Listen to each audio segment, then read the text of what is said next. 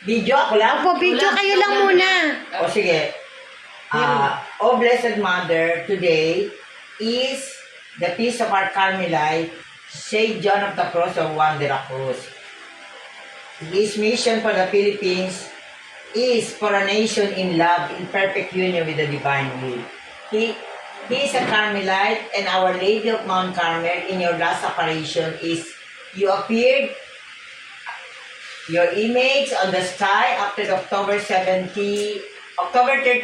1917, last apparition. After the dancing sun, you appear in the sky, Our Lady of Mount Carmel, and then after that is Saint Joseph with the child Jesus guiding the world. And now our mission with the World Apostolate of Fatima here in Valenzuela City, National Shrine of Our Lady of Fatima, Diocese of Malolos.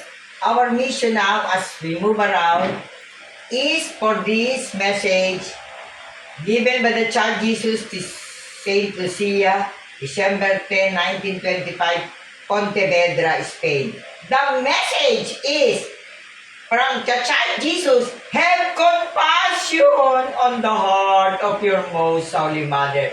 And now December 14, a 14-member delegation will start the campaign to propagate and promote, to realize the message of the child Jesus to Sister Lucia, December 10, 1925, Pontevedra, Spain. Amen. O, pwede na yun.